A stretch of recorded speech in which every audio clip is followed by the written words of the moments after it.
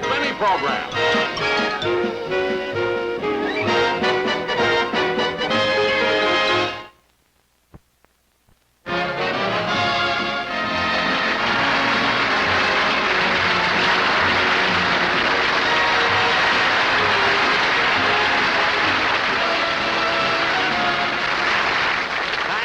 Thank you very much, ladies and gentlemen, and welcome to the show. Now, I have a very interesting guest star for my program tonight, but before I bring him out, there's something that I'd like to do. You know, there's been a lot of publicity about how long the members of my staff have been associated with me, and it's true. For instance, my writers, producers, director, and my entire crew have been with me so many years that I just like to think of us as one big happy family. So here's what I'm going to do. Norman, would you put camera 1 on camera 3, please? Thank you. That fella there behind the camera, that's Charlie Summers. You see, and he's been with me for about 15 years. And incidentally, he just got married about 2 days ago. Yeah? Oh, Charlie, wave to the people. Go ahead, wave. Don't be, wave to the people. Come down here, a minute, Charlie. Go ahead, just got married. This is embarrassing. Why? Why should it be embarrassing? I mean, everybody gets married. No, I just wanted to wish you and your wife all the happiness in the world. I hope she's watching the show. Oh, she's in the audience. Oh, in the audience? Oh, I thought she was... Where? Right up there. Oh, maybe we can get her down here for a second. Oh, Mrs. Summers, would you come here, please?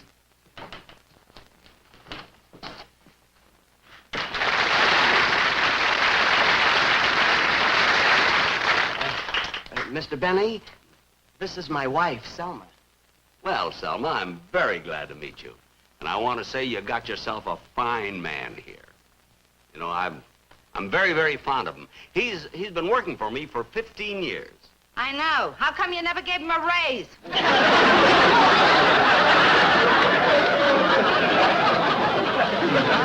Please. Please, nothing. Let's be honest. You're married now. With what he's paying you, you had trouble living alone.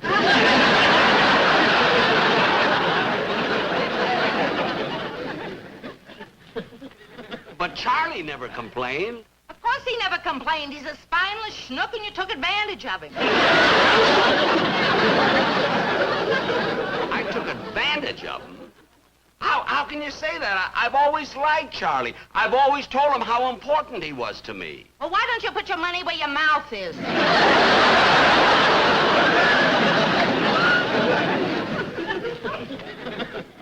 What?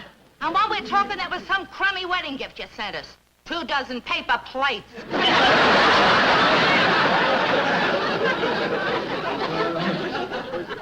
Selma. This is a marriage, not a picnic.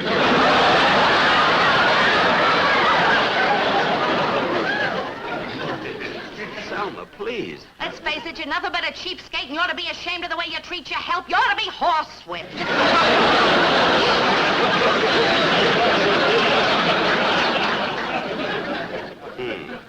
Gee, I'm sorry this happened, Mr. Benny.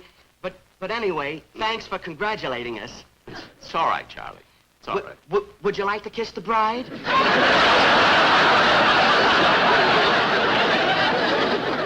Not until I've had my rabies shots. Well, lots of luck, Charlie.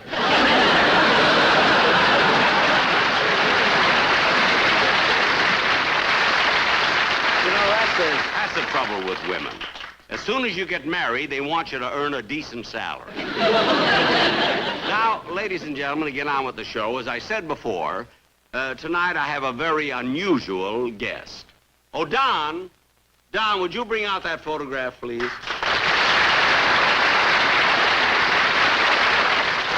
Now, would you hold this up to the audience? Oh, certainly, Jack.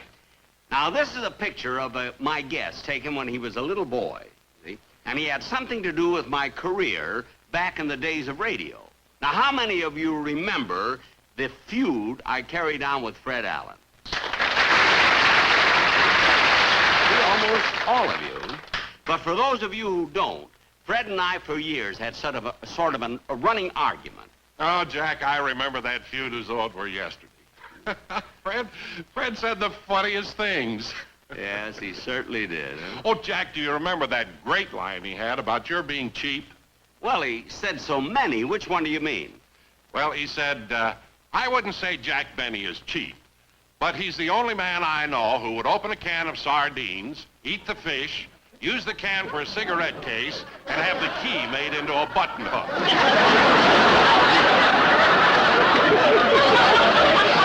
Fred sure said the funniest things. Fred Allen was a great wit. And our whole feud started because of this 10-year-old boy. You see, what happened was one Sunday night, I played the B on my violin. And the following Wednesday, Fred said he could get a 10-year-old kid to play it better than I did. So he had this little boy here as a guest to prove it. And I must say, this boy played it beautifully. Thank you. Thank you, Doctor. Of course, since then, this boy has grown up and become a concert violinist. As a matter of fact, he won first prize in the Paganini International Violin Competition, and he's here tonight as my guest, Mr. Stuart Cannon.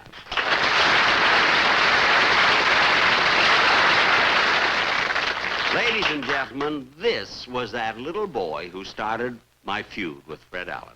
Well, Stuart, I must say you've certainly changed. Well, after all, Jack, that picture was taken 28 years ago.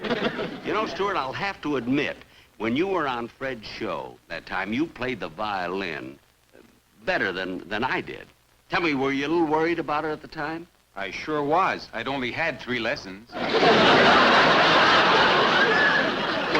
at 10 years of age, I guess you learn fast. Being so young at the time, Stuart, you do remember that started the feud I had with Fred Allen. Yes, but Fred didn't always say insulting things about you. I remember once he said something very nice about you. Nice? Yes, he said for a man of your wealth, you were really very modest. Modest? Fred said that about me? Yes, he said you could be in a cocktail lounge with Jack Benny all night, and you'd never know he had a quarter.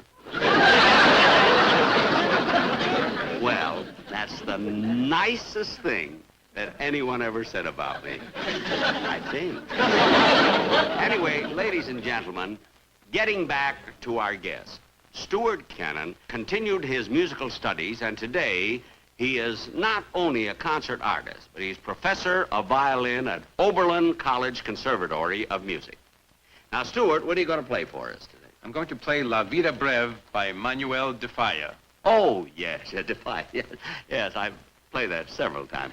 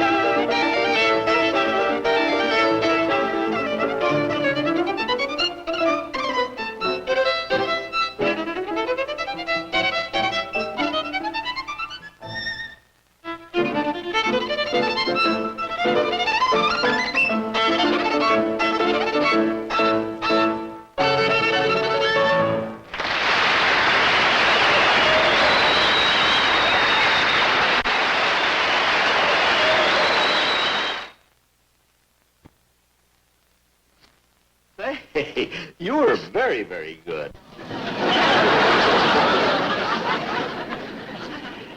Now, Stuart, how about... Oh, by the way, what is this instrument? What... This is a Stradivarius, Jack. Certainly. Made in 1699. Yeah, looks like I have a Strad, too, you know. It was made in 1724.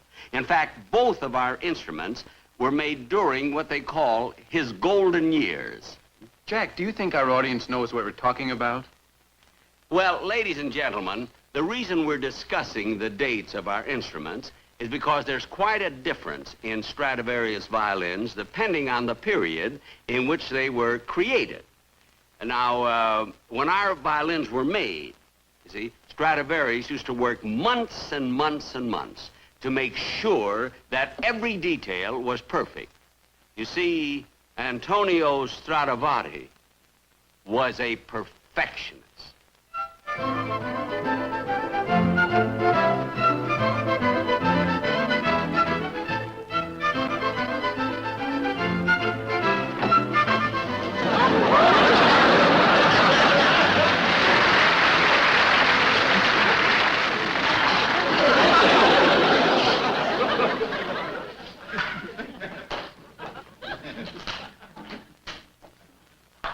Hey, Mama, I'm hungry. Un momento. Shh, Papa's working. Ah, such a beautiful shape. Such a nice curve. Thank you, Papa. No. I'm going to talk about the violin. The violin. That's all that you think about. That's all you know. What do you talk? I think about you all the time. When are we going to have the baby? There's the baby. Where was I? Where was you? You was working on that violin. Well, when Antonio Stradivari, when he make a violin, she's got to be perfect. I have to make a nice polish. Nice polish. Let's see, where are those hummingbird wings? Papa, how much longer can we go on like this? It takes you so long to make one violin. We have so little to eat. Look at my poor starving brother. Yeah, he's all skin and a bone. 300 pounds of it. If he's so hungry, why no go out to work? He can. He's stuck in the chair. All right, at least he's stuck in the chair. At least he's a quiet.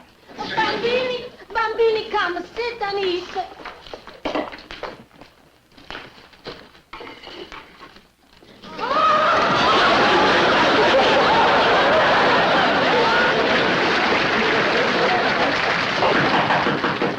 I answered, Mama. Might be a customer. Antonio Stradivari? That's right. The little old violin maker. Me. I ordered a violin 9 months ago. Rondelli, that's my name. Ronde. Oh, come in. Sure. I got you violin. Right here. Yeah. Oh. What do you look? I'm looking for see if your name is in. It's in. Oh, yeah, I see. Oh, beautiful. It's 200 lira. Yeah, molto bien. You know, it's worthwhile to wait for a violin with the name Stradivarius. Yeah. Oh, Grazie. beautiful. Grazie. Oh, you do beautiful. Grazie. Bless you, bless you. Yeah, grazie, bless you. Grazie. Here, Mama. 200 lira. Big good deal. In the month, 200 lira. You gotta work a fast. But if I work faster, I don't make a good violin. But all that they want is your name. Now look, you make it a violin, I make it a violin. You put your name Stradivarius on both of them. They never know the difference. You got a good idea, but a lousy accent. Good idea. Come on, a fast. We make a fast.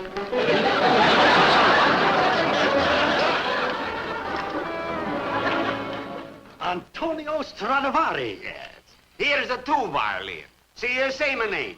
Antonio Stradivari. That's right. Oh, here you are, 400 lira. Yeah. Oh, wonderful, magnificent. Thanks. Antonio Stradivari. Arrivederci. Arrivederci. Yeah. Dankeschön. Dankeschön. You see, Antonio, he not know the difference. He only looking for my name. But, Papa, I'm not like. I'm ashamed. Why? Why are you ashamed? I got feelings.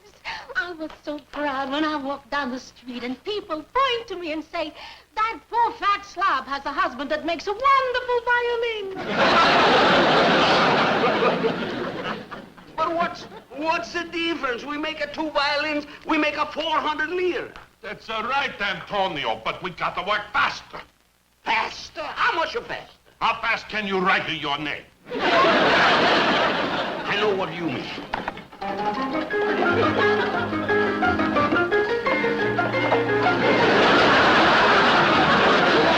Wait, give me back, Mama. I forgot to cross a T.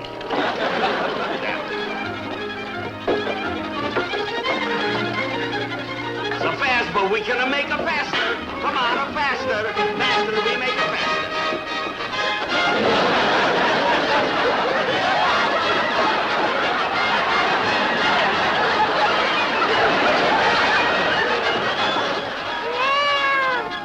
Not yet.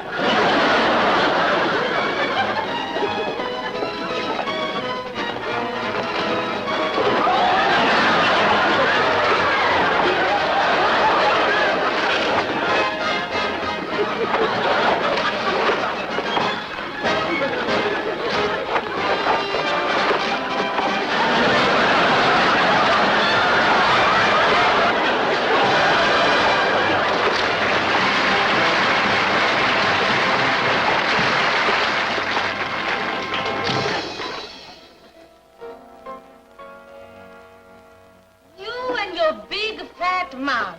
We've been making violins faster than we can sell them. What do we do now? We got thousands of violins. Wait a minute. I forgot it. I got a way we sell the violin. I got an advertising campaign. An advertising campaign? Yeah, and we have a slogan, too. Listen to the slogan. Promise her anything, but give her a Strad. Then we follow that with a Stradivarius, a sound good, like a violin shoe. Who told me I got a good one? What? Next time, take it to Stradivarius and leave it to Boeing to us. That's a good one. Come on. We get this campaign moving. Come on, we got more. More, sir. Come on. Come on. We have a lot of time we make it a violin. And we have more slogan. More slogan. I got the million slogan. Stradivarius is the only polyunsaturated violin. That's a good. The violin that a snap. She's a crackle. She's a pop. A tippy-canoe. And Stradivarius too.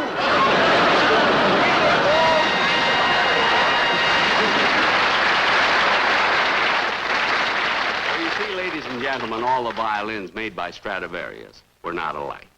Isn't that true, Stuart? Yes, Jack, but I doubt that scene you just did was factual. Stuart, we're doing a comedy show. We don't want to be factual. We want to be funny. Now, how about playing our duet?